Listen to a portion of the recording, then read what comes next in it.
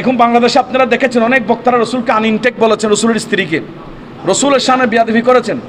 কিছুদিন আগে একজন আপনারা ফেসবুকে ভাইরাল দেখেছেন, সেই বলে সুন্নি থেকে বলে ওয়াহাবি হয়েছে। আমি বলি সেই শুরু থেকে কখনো সুন্নি ছিল না, সেই আগে ছিল মিঠা ওয়াহাবি, এখন হয়েছে কড়া ওয়াহাবি। আল্লাহ বললেন ইয়া আইয়ুহাল্লাযীনা আমানু, আয়াতটা সূরা বাকারা 1 নম্বর পারা 160 নম্বর আয়াত। রব্বুল আলামিন বলেছেন ইয়া আইয়ুহাল্লাযীনা আমানু, এই ঈমানদাররা, লা তাকুলু রাইনা, তোমরা আমার নবীকে রায়না বলে ডাকিও না। বড় করে বলুন না সুবহানাল্লাহ। রাইনা, এই রাইনা এই শব্দটা আমাদের বুঝতে হবে, কোরআন শরীফে আসছে এবং আল্লাহ সাহাবীদেরকে ডাকতে নিষেধ করেছেন। এটা কেন? এটার উপর অনেক কারণ আছে।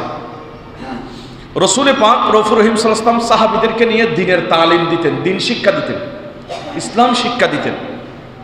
তো নবী যখন দ্বীন শিক্ষা দিতেন, হাদিস বর্ণনা করতেন, কোরআনের ব্যাখ্যা করতেন, আল্লাহর দ্বীন এর বিধান কিভাবে হবে এগুলো যখন শিক্ষা দিতেন, নামাজের কথা, রোজার কথা, হজের কথা, যাকাতের কথা, পুরো একটা ইসলামী জীবন ব্যবস্থার কথা যখন সাহাবায়ে কেরামকে শিক্ষা দিতেন, তখন সাহাবীরা কোনো জিনিস বুঝে না আসলে, আমাদের দেশে যেমন ওস্তাদকে বলে হুজুর আমি এটা বুঝি নাই, আর একটু বুঝাই দেন, তো সাহাবীরা রসুলকে বলতেন রাইনা ইয়া রাসূলুল্লাহ, রাইনা ইয়া রাসূলুল্লাহ, মানে হুজুর আমরা এটা ভালো করে বুঝি নাই, আমাদেরকে আর একটু বুঝাইয়ে দেন।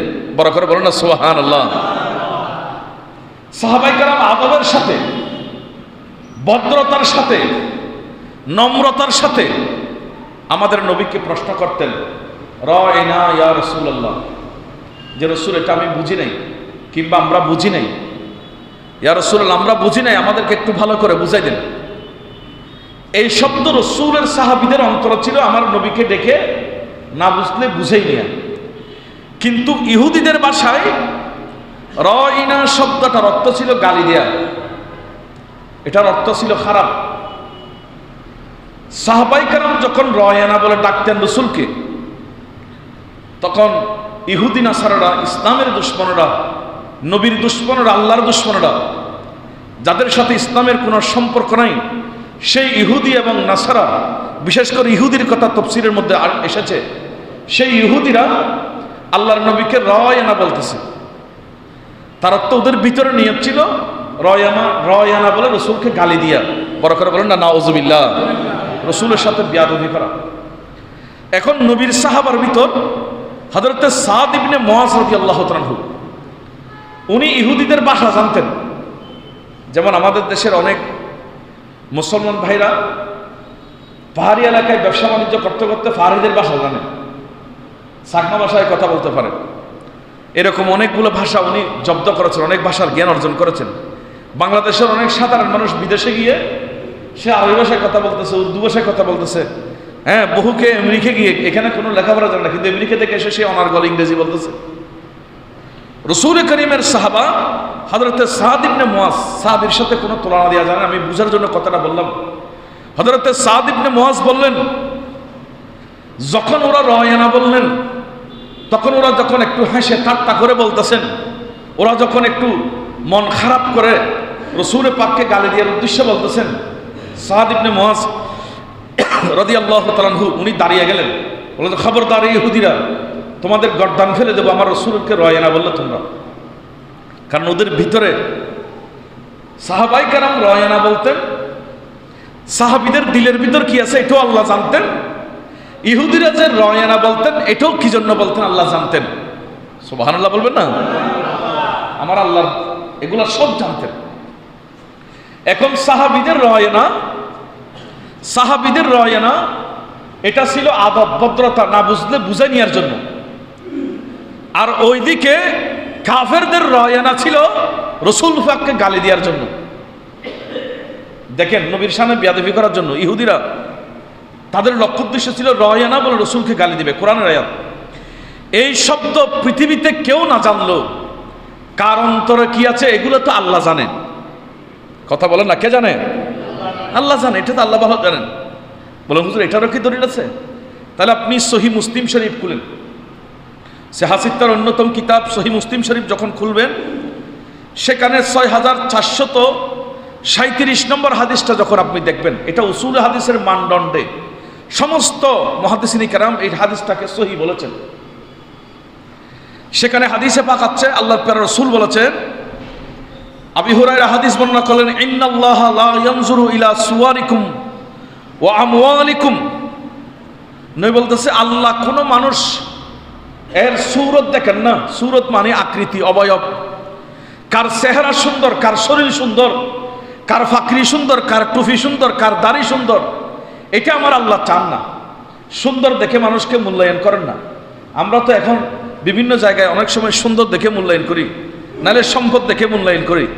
রাসূল করিম সাল্লাল্লাহু আলাইহি ওয়াসাল্লাম বলেন, আল্লাহ সুন্দর দেখে মূল্যায়ন করেন না। এবং ওয়া আমওয়ালিকুম, বান্দার সম্পদ দেখে, টাকা পয়সা দেখে, মাল সম্পদ দেখে, মালের জমা আমওয়াল, আমওয়াল দেখে আল্লাহ মাল দেখে মূল্যায়ন করেন না। তো কি দেখেন?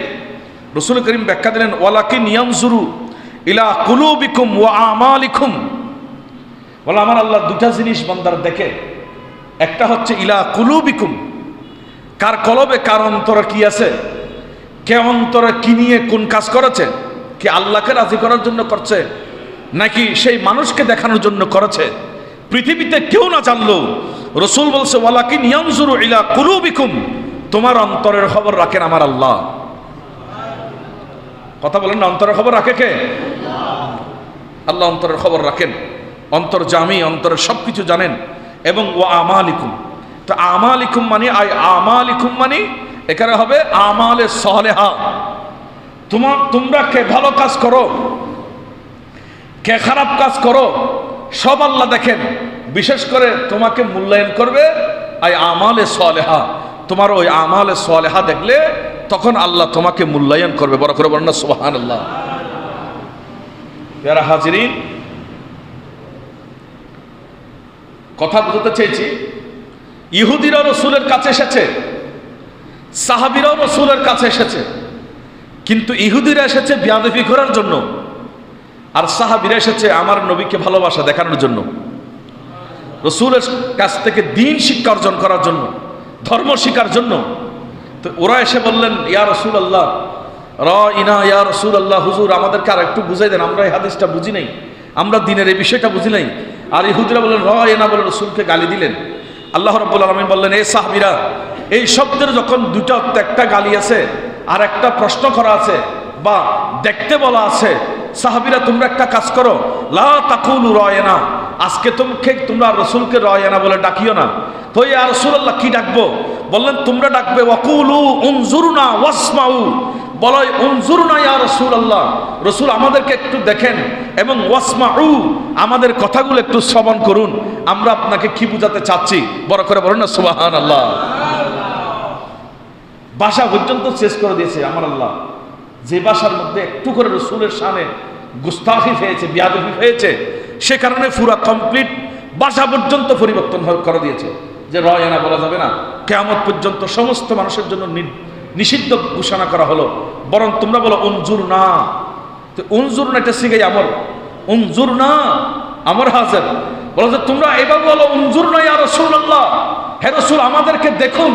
অর্থাৎ কিয়ামত পর্যন্ত রাসূলের সমস্ত আশিকগণ উনজুরনা ইয়া রাসূলুল্লাহ বললে আমার নবী ওদের সামনে দাঁড়িয়ে দেখবে। উনজুরনা মানে সামনে যারা দেখে ওদেরকে বলা হয় উনজুরনা, আপনি দেখেন। তো এখানে রাসূল করিম সাল্লাল্লাহু আলাইহি ওয়াসাল্লামকে হাজির নাজির, নবী যে বান্দার সামনে, আশিকের সামনে উপস্থিত হতে পারে, কোরআনের এই শব্দ দ্বারা আমাদেরকে শিক্ষা দিয়েছে। সেই জন্য রাসূলের এক গুণ হাজির, আর এক গুণ হলো নাজির। দেখেন, ইন্না আরসালনাকা শাহিদান ওয়া মুবাশশিরান ওয়া নাযীরা ওয়া দাঈয়ান ইলাল্লাহি বিইজনিহি ওয়া সিরাজাম মুনীরা, কোরআনে কারীমের মধ্যে আল্লাহ ফয়সালা দিয়েছেন। যাই হোক, তাহলে রাসূলের শানে বেয়াদবি করা কুফরি। একটু কথা বলেন, রাসূলের শানে বেয়াদবি করা কি কুফরি? ইহুদিরা রাসূলের শানে বেয়াদবি করেছে, ওরা কুফরি করেছে, কাফের হয়েছে, ওরা ঈমান হারা হয়ে গেছে। আর সাহাবায়ে কেরাম রাসূলের শানে ভদ্রতা দেখাইছেন, ভালোবাসা দেখাইছেন, আদব দেখাইছেন, ওরা যোগশ্রেষ্ঠ দামি হয়েছেন। কিয়ামত পর্যন্ত মানুষ ওদেরকে স্মরণ করতেছে। বড় করে বলেন না সুবহানাল্লাহ। এখন প্রশ্ন হলো, হুজুর বেয়াদবি কিভাবে করা যায়? বেয়াদবি করার 4টা ধরন আছে। হয়তো কথার মাধ্যমে বেয়াদবি, না হয় কাজের মাধ্যমে বেয়াদবি, না হয় লিখনির মাধ্যমে বেয়াদবি, নাহলে মনসমস্তনের মাধ্যমে বেয়াদবি। আপনি আপনার লিখনির মাধ্যমে রসুলের সামনে যদি বেয়াদবি করেন সেটাও কুফরি। আপনি যদি আপনার কাজের মাধ্যমে রসুলের পাকের কাজকে, রসুলের সুন্নত এটা আমি মানি না, নবীর সুন্নত আমার দরকার নেই, যদি আমার নবীর সুন্নত কেউ ইনকার করে, রসুলকে ভালোবাসি না, রসুলের সুন্নত কেউ ভালোবাসি না, এই কথা যদি কেউ বুঝায়, তাহলে সেই ও কুফরি করলো, তারও ঈমান নবায়ন করতে হবে। এরপরে বলেছেন যদি লিখনির মাধ্যমে, যদি কেউ কিতাব লিখেছেন, বই লিখেছেন, সেই বইয়ের মধ্যে যদি রসুলের সামনে বেয়াদবি করে, আল্লাহর সামনে বেয়াদবি করে, তাহলে ওনারও ঈমান চলে যাবে। মৌন সমর্থন, কেউ বেয়াদবি করতেছে, আমি সেখানে প্রতিবাদ করলাম না, বরং ওনাকে মৌন সমর্থন, না তুমি ঠিক বলেছ, মৌখিকভাবে ওনাকে সমর্থন দিলাম, রসুলের সামনে বেয়াদবি, বলেন এটাও কুফরি, তার ঈমানও চলে যাবে। এরপর রসুল করিম রউফুর রহিম সাল্লাল্লাহু তাআলা আলাইহি ওয়াসাল্লামের আরো কিছু ব্যাপার নেন। আজ আমলের সাথে সাথে ঈমানের কথা বলা এটা আমাদের উপর ফরজ। ঈমান নিয়ে এখন খেলা করা হচ্ছে। রসুলের শানে, নবীর সত্তা নিয়ে অথবা নবীর গুণ নিয়ে, আমার নবীর যে গুণ, তারই প্রশংসা আছে, ওই গুণাবলীগুলো নিয়ে যদি কেউ প্রকাশ্য বা ইঙ্গিতে, এটা প্রকাশ্য হোক ইঙ্গিত হোক, রসুলের শানে যদি আপনার একটু করে বেয়াদবি করে, সাথে সাথে তার ঈমান চলে যাবে। এটা হলো কোরআনে পাকের ফয়সালা। আল্লাহ পাক আমাদেরকে নবীর শানে বেয়াদবি থেকে রক্ষা করুক। বলেন মুমিন হওয়ার জন্য শর্ত আছে। সহিহ বুখারী শরীফ যখন আপনি খুলবেন, সমস্ত মুহাদ্দিসিন কেরাম হাদিসের মানদণ্ডের মধ্যে এটাকে সহিহ হাদিস বলেছেন। আবু আব্দুল্লাহ মুহাম্মদ ইবনে ইসমাইল বুখারী সহিহ বুখারী শরীফ, সেখানে 15 নম্বরের মধ্যে 7 করেছেন। ইমাম মুসলিম শরীফে 178 নম্বর আপনার হাদিসের মধ্যে এরশাদ করেছেন যে ঈমানদার হওয়ার জন্য বড় সত্য হলো লা ইউমিনু আহাদুকুম হাত্তা আকুনা হাব্বা ইলাইহি মিন ওয়ালিদিহি ওয়া ওয়ালাদিহি ওয়ান নাসি আজমাইন। ঈমানদার হওয়ার জন্য পরিপূর্ণ সত্য হলো সর্বপ্রথম আমার নবীকে আপনার নিজের জানের চেয়ে, নিজের প্রাণের চেয়ে বেশি ভালোবাসতে হবে, এমনকি নিজের মা বাবা চেয়ে, নিজের ছেলে মেয়ে চেয়ে, এবং ওয়ান নাসি আজমাইন, পৃথিবীর সমস্ত মানুষের চেয়ে রসুল করিম রউফুর রহিমকে সবচাইতে বেশি ভালোবাসতে সেই ঈমানদার হতে পারবে না। তার মানে সবচাইতে বেশি রসুলের ভালোবাসা যার অন্তরে থাকবে সেই পরিপূর্ণ ঈমানদার হতে পারবে। জোরে বলেন না সুবহানাল্লাহ। এখন আসেন, এই বিষয়ের উপর কোরআনের অনেক আয়াত আছে। রসুল পাকের শানে বেয়াদবি করলে যে ঈমান চলে যায়, এই বিষয়ের উপর অনেক আয়াত। আমি আরেকটা আয়াতে পাকে আপনাকে নিয়ে যাই, সহজে কথাগুলো বুঝে আসবে। আপনি যখন কোরআনের 26 নম্বর পারা খুলবেন, সেখানে একটা সূরা আছে যেটাকে বলা হয় সূরা হুজুরাত। এটার 2 নম্বর আয়াতটা আপনি একটু ভালো করে দেখলে সেখানে পেয়ে যাবেন রসুল করিম রউফুর রহিম সাল্লাল্লাহু তাআলা আলাইহি ওয়াসাল্লাম এর শানে আল্লাহ আয়াত নাজিল করেছেন, ইয়া আইয়ুহাল্লাযীনা আমানু, এই ঈমান ওয়ালো, এই ঈমানদাররা, লা তারফাউ আসওয়াতাকুম ফাওকা সাউতিন নবী সাল্লাল্লাহু আলাইহি ওয়াসাল্লাম। একটা কথা খেয়াল রাখবা, তোমরা কথা বলার সময় তোমাদের কণ্ঠস্বর যাতে নবীর চেয়ে বড় না হয়, কণ্ঠকে নিচু করে রাখো। এই আয়াতটা কেন নাজিল হলো, এটার 2টা আমি শানে নজুল আপনাকে শুনে সংক্ষেপে। প্রথম নম্বর যে শানে নজুলটা সৈয়দি আলা হযরত ওনার সেই বিশ্ববিখ্যাত কিতাব খাজাইনুল ইরফানের মধ্যে নোট দিয়েছেন, সেখানে আছে আপনার হযরতে সাবিত ইবনে কায়েস রাদিয়াল্লাহু তাআলা আনহু, রসুল পাকের একজন সাহাবা ছিলেন। উনি ছিলেন বদির, আর সিটিঙ্গা ভাষা যেভাবে বড়া হয়, বদির, কানে কম শুনতেন, এবং ওই সাহাবাটার কণ্ঠস্বর, গলার আওয়াজটা ছিল একটু বড়। তো বড় মানুষ যদি যখন কারোর সাথে কথা বলে সেই বড় করে কথা বলেন, সে মনে করে ওনাকে যেমন কেউ বললে শুনে না, উনি বললেও মনে হয় আর কেউ ভালো করে শুনতেছে না। এটা বদিরের একটা স্বভাব। রসুলের ওই সাহাবা সাহাবেত ইবনে কায়েস রাদিয়াল্লাহু তাআলা আনহু নবীর সামনে বসলে সেই বদির মানুষ হিসেবে বড় বড় করে আওয়াজ দিয়ে কথা বলতেন। আল্লাহ রাব্বুল আলামিনের কাছে এটা পছন্দ হয় নাই। আল্লাহ এই আয়াতটা নাযিল করে দেন, লা তারফাউ আসওয়াতাকুম ফাওকা সাউতিন নবিয়্যি। এই সাহাবীরা, তোমাদের সৌত মানে কণ্ঠস্বর, আওয়াজ, তোমাদের আওয়াজ যাতে বড় না হয় রসুলের আওয়াজ থেকে। আরেকটা রওয়ায়াতের মধ্যে আছে আল্লাহর প্রিয় রাসূল একদিন গোষ্ঠীর প্রধান কে হবে, বিচারক কে থাকবে, গোত্রভিত্তিক তখন প্রধান হতো, এক একজন বিচারক নির্ধারণ করতেন। তো এই গোত্রের মধ্যে বিচারক কাকে দেবে? হযরত আবু বকর সিদ্দিক রাদিয়াল্লাহু তাআলা আনহু, মুফতি আহমদ ইয়ার খান নঈমী রাহমাতুল্লাহ উনি এটা লিখেছেন যে আবু বকর সিদ্দিক রাদিয়াল্লাহু তাআলা আকরা বিন হাবেসকে গোত্র প্রধান বানানোর জন্য প্রস্তাব দিলেন। সেখানে ফারুক আযম রাদিয়াল্লাহু তাআলা হযরতে কাকা ইবনে মাবাদকে গোত্র প্রধান বানানোর জন্য প্রস্তাব দিলেন।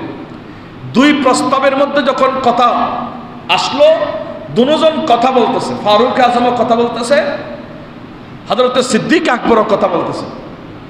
আল্লাহ রাব্বুল আলামিনের কাছে ওই কথা দুইজনের দুই প্রস্তাব, এটার উপর যখন আওয়াজ একটু বড় হলো, আল্লাহ রাব্বুল আলামিনের কাছে ওই আওয়াজটা ভালো লাগে নাই।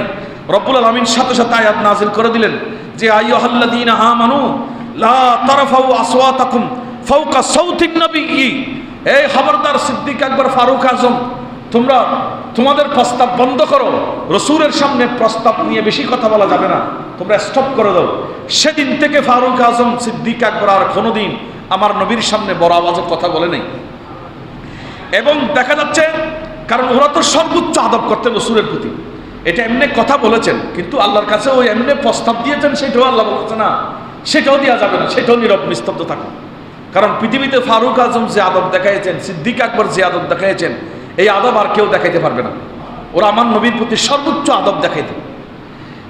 হযরতে সাবেত ইবনে কায়েস, প্রথম জিনাকে বলেছি, বধির এবং কণ্ঠস্বর বড় ছিলেন, আওয়াজ বড় ছিলেন। উনি আর মসজিদে নববীতে আসতেছে না। আয়াত যখন নাজিল হয়েছে, সাহাবায়ে কেরাম বলেন, এই আল্লাহ আয়াত নাজিল করেছে যে লা তারফাউ আসওয়াতাকুম ফাওকা সাউতিন নবিয়্যি, তোমরা রসুলের সামনে বড় করে কথা বলে না। উনি আর মসজিদে আসতেছে না, ঘরে বসে আছে। হায়রে, আমার আওয়াজ তো বড়, এখন আল্লাহ তো বলেছে রসুলের সামনে বড় করে কথা বলা যাবে না, আমি যদি বড় করে কথা বলি তাহলে আমার তো ক্ষতি হবে, আমি জাহান্নামী হয়ে যাব, আমি যাব না সেখানে। উনি ঘরের মধ্যে বসে আছে। আল্লাহর প্রিয় রাসূল যখন কয়েকদিন ওনাকে দেখলেন না, রসুল করিম রউফুর রহিম সাল্লাল্লাহু তাআলা আলাইহি ওয়াসাল্লাম আর দেরি করলেন না, হযরতে সাদ রাদিয়াল্লাহু তাআলাকে বললেন, এই সাদ, তোমার প্রতিবেশী, তোমার বাড়ির লোক যিনি তোমার পার্শ্ববর্তী আছে, হযরতে সাবেত ইবনে কায়েস, উনি তো ভালো মানুষ, ভালো লোক, কিন্তু দেখা যাচ্ছে উনি আজকে কয়েকদিন মসজিদে আসতেছে না। ঘটনা কি, ব্যাপারটা কি, কি সমস্যা হলো, উনি মসজিদে আসতেছে না কেন? তখন উনি বললেন, ইয়া রাসূলুল্লাহ, আমি আপনি যদি বলেন খবর নিয়ে দেখতে পারি। খবর যখন নিতে গেলেন, হযরতে সাবেত ইবনে কায়েস বলতেছে, আজকে আয়াত নাজিল হয়েছে রসুলের সামনে বড় কথা বলা যাবে না, তো আমার কণ্ঠস্বর বড়, আমি আস্তে কথা বলতে পারি না, আমি ভয়ে যাচ্ছি না, আমি যদি বড় আওয়াজে কথা বলি আল্লাহ রসুল কষ্ট পাবে, আল্লাহ কষ্ট পাবে, সেজন্য আমি মসজিদ ছেড়ে দিয়েছি। এই কথা বলার পর রসুল করিম সাল্লাল্লাহু আলাইহি ওয়াসাল্লাম সংবাদ পাঠাইলেন, আমার সাহাবী হযরতে সাবেত ইবনে কায়েসকে বলো, ওনার আওয়াজে আমি অসন্তুষ্ট হই না, আমি সন্তুষ্ট হয়েছি, এবং উনি জাহান্নামী নয়, উনি তো জান্নাতি হয়ে গেছে। সাহাবীরা কেমন আদব করতেন, রসুলের সামনে একটু বড় করে কথাও বলতেন না। আল্লাহ বলতেছে, হে আমার সাহাবীরা, এই আমার নবীর সাহাবীরা, তোমরা খেয়াল রাখো, ওয়ালা তাজহারু লাহু বিল কাউলি, তোমরা তোমাদের কণ্ঠ, তোমাদের আওয়াজকে চিল্লাইয়ে তোমরা রসুলের সামনে কথা বলিও না। যেভাবে কাজাহারি বাদুকুম লিবাদিন, তোমরা একজন আরেকজনের সামনে যেভাবে বড় করে কথা বলো, বড় আওয়াজে কথা বলো, রসুলের সামনে সেভাবে বড় আওয়াজে কথা বলিও না। কেন বললে ক্ষতি কি? দেখেন আল্লাহ ক্ষতি দেখাচ্ছে, আনতাহবাতা আমালাকুম, যদি রসুলের সামনে বড় করে কথা বলো তাহলে তোমাদের আমলগুলো, তাহবাত মানি তোমাদের সমস্ত আমল ধ্বংস হয়ে যাবে, নিষ্ফল হয়ে যাবে, নিষ্ক্রিয় হয়ে যাবে। তুমি নামাজ পড়েছো শেষ, এগুলা খুঁজে পাবে না, রোজা রেখেছো এগুলা খুঁজে পাবে না, হজ করেছো সওয়াব খুঁজে পাবে না, মা বাবার খেদমত করেছো খুঁজে পাবে না। এক কথায় তোমার সমস্ত ভালো কাজকে রসুলের সামনে বেয়াদবি করলে ধ্বংস হয়ে যাবে। তো কিভাবে যাবে? আল্লাহ বললেন ওয়া আনতুম লা তাশউরুন, এমনভাবে আল্লাহ ধ্বংস করে দেবে, নিয়ে যাবে, লা তাশউরুন, তোমরা বুঝতেও পারবে না। এটা বুঝে এখন সহজ হয়ে গেছে।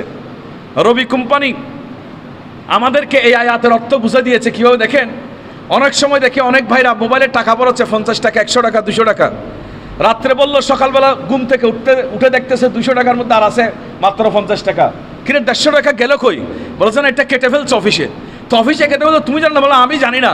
তো একটা কোম্পানি যে কেটে ফেলে টাকা আমার মোবাইল আমার পকেটে, কিন্তু কোম্পানি জায়গা বরাবর টাকা কেটে ফেললো। আল্লাহ বলতেছে অনুরূপভাবে তুমি নামাজ পড়েছো, রোজা রেখেছো, হজ করেছো, জাকাত দিয়েছো, তসবিহ দিয়েছো, আবা কাবা পড়েছো, দাড়ি রেখেছো, টুপি রেখেছো, সব কিছু রেখেছো, কিন্তু নবীর শানে যদি একটু বিয়াদফি করো, তুমিও বলতে পারবে না, তোমার সব কিছু আল্লাহ নিয়ে যাবে, শেষ করে ফেলবে, সব ধ্বংস হয়ে যাবে শুধু রাসূলের শানে বিয়াদফি হলে। তো সেজন্য বলেছি সমস্ত ইবাদতের মূল হলো নবীর প্রেম। সুবহানাল্লাহ বলবেন না? ইবাদতের মূল হলো নবীর প্রেম, এটা হলো ঈমান। বলেন না নবীর প্রেম এটা কি? ঈমান। এটা না থাকলে নামাজ শেষ, রোজা শেষ, হজ শেষ, যাকাত শেষ। এবার আসেন কোরআনের আরেকটা আয়াতের মধ্যে নিয়ে যাই। আমি সব কোরআন শোনাচ্ছি আজকে। কোরআনে পাকের আরেকটা আয়াতের মধ্যে নিয়ে যাই। আপনি কোরআন শরীফ যখন 22 নম্বর পারা খুলবেন, সেখানে একটা সূরা আছে যেটাকে বলা হয় সূরা মুজাদালা। সেই সূরার আপনি 28 নম্বর পারা যখন খুলবেন, সেখানে একটা সূরা আছে সূরা মুজাদালা। এই 28 নম্বর পারা সূরা মুজাদালার 22 নম্বর আয়াতটা যখন আপনি দেখবেন, তখন আপনি কথাটা পেয়ে যাবেন যে রাসূল করিম রউফুর রহিম সাল্লাল্লাহু তাআলা আলাইহি ওয়াসাল্লামকে আল্লাহ কি বলেছেন। বললেন লা তাজিদু কওমান ইউমিনুনা বিল্লাহি ওয়াল ইয়াউমিল আখির। হে রাসূল, আল্লাহ বলতেছে হে রাসূল, যারা আল্লাহর উপর ঈমান রাখে, ইউমিনুনা বিল্লাহ, আল্লাহকে বিশ্বাস করে, ওয়াল ইয়াউমিল আখির, এবং পরকালকে বিশ্বাস করে, কবরে যাবে এটা বিশ্বাস করে। বলে যে মান হাদাল্লাহ ওয়া রাসূলাহু, তারা কখনো বন্ধুত্ব করবে না। ইউয়াদুনা, কোরআনের ভাষা, বললেন ইউয়াদুনা, ওই সমস্ত মানুষ যাদের অন্তরে ঈমান আছে তারা বন্ধুত্ব করবে না। মান হাদাল্লাহ ওয়া রাসূলাহু, যারা আল্লাহর সাথে দুশমনী করে, যারা রাসূলের সাথে দুশমনী করে, যারা আল্লাহর সাথে শত্রুতা করে, যারা রাসূলের সাথে শত্রুতা করে, এমন মানুষের সাথে মুমিন কখনো বন্ধুত্ব করবে না। বড় করে বলেন না সুবহানাল্লাহ। আজকে আমরা কোথায় আছি? ইহুদি নাসারা, এদের সাথে আমাদের সম্পর্ক, আমরা আমাদের সম্পর্ককে কোথায় নিয়েছি? অথচ আল্লাহর ফরমান, মুমিন কখনো বেমুমিনের সাথে, মুমিন কখনো আল্লাহর শত্রু রাসূলের শত্রুর সাথে বন্ধুত্ব করতে পারে না। এটা শরীয়তের মধ্যে মানা। মুমিনের বন্ধুত্ব হবে মুমিনের সাথে। এরপরে দেখেন রাসূল করিম রউফুর রহিমকে আল্লাহ আয়াত দ্বারা আরো বলে দিচ্ছেন, যদি ওই নবীর দুশমন এবং আল্লাহর দুশমন, ওয়ালাউ কানু আবাহুম, তোমাদের বাপ হয়, অর্থাৎ কোন ছেলের বাপে রাসূলের শানে বেয়াদবি করে ফেলছে। তো এখন আপনি বাবা যখন বেয়াদবি করে ফেলছে, আপনি ছেলে হিসেবে হয়তো এটা বলতে পারেন যে আমার বাবা যখন বেয়াদবি করেছে আর কি করবো, আমি করার কিছু নেই, হ্যাঁ আমি বাবা তো মানতে হবে। আল্লাহ বলতেছে না, যদি বাবা বেয়াদবি করে তাহলে তুমি রাসূল ছাড়তে পারবে না, প্রয়োজনে বাবাকে ছাড়তে হবে। আর একখানা বড় করে হন না, রাসূলের শানে বেয়াদবি করলে বাবা ছাড়বে না রাসূল ছাড়বে? বড় করে বলেন না। এটা হলো ঈমান। কোরআনের আয়াত, এটা হাদিসও না। আল্লাহ বলতেছে ওয়ালাউ কানু আবাহুম, যদি তোমাদের বাপ, আপন জন্মদাতা বাপ আমার রাসূলের শানে একটু বেয়াদবি করে, তুমি বাপকে ছেড়ে দিতে হবে, বাবার সাথে থাকা যাবে না, বাবাকে ভালোবাসা করা যাবে না, ওই বাবার খেদমত করা যাবে না, ওই বাবাকে কোনো প্রকারের সম্মান করা যাবে না, যেহেতু সেই রাসূলকে সম্মান করেনি। এরপর আও আবনাহুম, যদি তোমার ছেলে মেয়ে হয়, আমরা তো অনেক সময় ছেলে মেয়ে যদি কাফের হয়ে যায়, বন্ড হয়ে যায়, লন্ড হয়ে যায়, ধ্বংস হয়ে যায়, আরো বলি হয়তো কি চুমাবাজি ফুয়া ফেলাই না মিনসি ফুয়ারে। কিন্তু আল্লাহ বলতেছে তোমার ছেলে যদি রাসূলের দুশমন হয়ে যায়, বুঝতে হবে আল্লাহর দুশমন হলে, রাসূলের দুশমন হলে, রাসূলের আদর্শ থেকে অন্যদিকে ডাইভার্ট হয়ে গেলে, চলে গেলে, তাহলে আও আবনাহুম, তোমার ছেলেকে ছেড়ে দিতে হবে। রসুলকে বুকে টেনে নিতে হবে। আর যদি আও ইখওয়ানাহুম, যদি তোমার আপন ভাই, রক্তের সম্পর্ক ভাই, ছোট ভাই হোক কিংবা বড় ভাই হোক, সে যদি আমার রসুলের শানে বেয়াদবি করে, আল্লাহর ফয়সালা, আল্লাহর ফতোয়া, আল্লাহর সিদ্ধান্ত, তোমার ভাইকেও ছেড়ে দিতে হবে। আও আশিরাতাহুম, যদি তোমার কোনো বংশীয় আত্মীয় হয়, চাচাতো ভাই, জ্যাঠাতো ভাই, এই ধরনের তোমার কোনো আত্মীয় হলে, কিংবা তোমার কোনো আত্মীয় মার দিক দিয়ে হয়েছে, খালাতো ভাই, মামাতো ভাই, ফুফাতো ভাই, যে কোনো প্রকারের ভাই হই বা মামা, খালা, চাচা, হ্যাঁ, এই ধরনের কোনো আত্মীয় স্বজন যদি রসুলের শানে বেয়াদবি করে, আত্মীয়কে ছাড়তে হবে। কারণ কি বলে, এটা আত্মীয়কে ছেড়ে দেবে। ইমানদারেরা কেন ছেড়ে দেবে? উলাইকা কাতাবা ফি কুলুবিহিমুল ঈমান, কারণ আল্লাহ তাদের অন্তরের মধ্যে ঈমানের মোহর মেরে দিয়েছেন। আর একটু বড় করে বলেন না, আল্লাহ অন্তরের মধ্যে ঈমানের মোহর মেরে দিয়েছে, ঈমানের তাকিদে এটা ছেড়ে দিতে হবে। এরপরে দেখেন বললেন ঈমানের কারণে ছেড়ে দেওয়া, এবং সাথে সাথে ওয়া আইয়াদাহুম বিরূহিম মিনহু, তাদের জন্য আল্লাহর পক্ষ থেকে রহমত রয়েছে, এবং রূহ মানি রুহুল আমিন, জিব্রাইল দ্বারা আল্লাহ তাদেরকে সহযোগিতা করবেন। বড় করে বলেন না সুবহানাল্লাহ। এক কথাই শেষ, রসুলের শানে বেয়াদবি করলে গুস্তাখে রসুল সেই যে হোক না কেন, তার সাথে কোনো প্রকারের সম্পর্ক মুমিনের থাকতে পারবে না। এটা আল্লাহর মানা, কোরআনের আয়াত। এখন আসেন হাদিসে পাক, আমি হাদিসে পাকের মধ্যে নিয়ে যাই। জগৎ বিখ্যাত লেখক মুফতি মিল্লত আল্লামা জালালউদ্দিন আহমদ আমজাদি রহমতুল্লাহ আলাই, উনি একটা কিতাব লিখেছেন আনোয়ারুল হাদিস। সেই কিতাবের মধ্যে উনি আবু দাউদ শরীফ এবং মুসনাদে আহমদ এবং ইবনে মাজার বরাত দিয়ে, রেফারেন্স দিয়ে সেখানে একখানা হাদিসে পাক নোট করেছেন। হযরত আবু হুরায়রা বললেন, যদি তুমি জানো এই মানুষটা রসুল পাকের শানে বেয়াদবি করে, কথা বলেন না, রসুল পাকের শানে কি করে? বেয়াদবিটা কথার মাধ্যমে হোক, কাজের মাধ্যমে হোক, লিখনের মাধ্যমে হোক, মৌন সম্মতি মানে মৌখিক সম্মতি দেখ, সেই মানুষ যদি রসুলের শানে বেয়াদবি করে, এটা তুমি যদি জানো, তাহলে ইন মারিদু ফালা তাউদুহুম, দেখেন হাদিসে পাক, ইন মারিদু ফালা তাউদুহুম, সেই অসুস্থ হলে তুমি দেখতে যেও না, এবং ওয়াইন মাতু ফালা তাশহাদুহুম, যদি সেই মারা যায়, তার জানাজায় তার লাশ দেখতে তুমি যেও না, এবং তার সেই মৃত ব্যক্তির যেই আপনার কাফন দাফন, কবর খনন থেকে শুরু করে যে কাজগুলো করতে হয়, ওই কাজে তুমি অংশগ্রহণ করিও না।